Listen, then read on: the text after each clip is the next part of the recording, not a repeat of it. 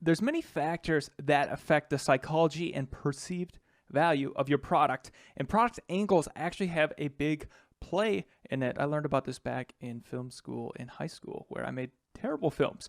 But regardless, I'm just going to go over some quick tips about product angles, so just be aware of them when you're trying to portray a certain image or feeling about your product.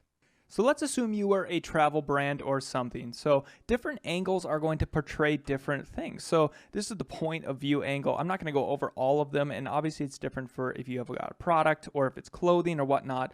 But just this is the main point to just say angles are important. So this kind of a more voyeuristic, this kind of gives you like you're peering into their life, but you're on a personal level. How great. If you're coming from a more high angle, you're looking down upon your product or your person or whatnot. So this can be used to give more of an innocent feeling, or, you know, that you're looking down upon something. So definitely has a different type of feel. This one right here is the low angle. And this is what you're going to want to use if you want to like portray, hey, I've got a big dominant product and it's big and powerful, or you just get a lot. I see this used a lot in supplements. I'll show you guys right here.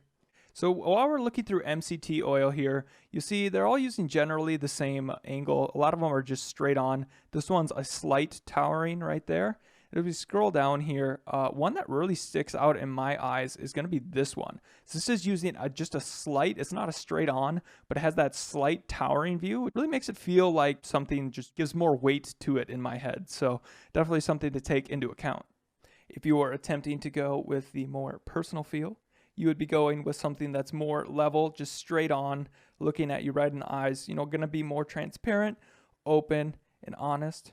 Then we got the side angle right here, which is somebody more on the go, or, you know, this would be more of a traveling thing. Let's say at a backpack right there. This would be great for a travel photo or, you know, some other travel accessory. We can cover some product specific ones now. So for example, if you're trying to highlight the details or elegancy of something, you can use a macro shot where you're gonna have a good old bokeh going on there in the background. Sorry if I messed that up, any professional photographers. But yeah, basically this is in focus and everything else is kind of blurred out, really having selective imagery there. And here's just another photo of a knife. You know, if this was to not be blurred out in the background, it'd be kind of hard to tell and you wouldn't get that, you know, the same feeling from it. But because it is blurred out like that, you can see clearly just the wood and the knife are in focus here.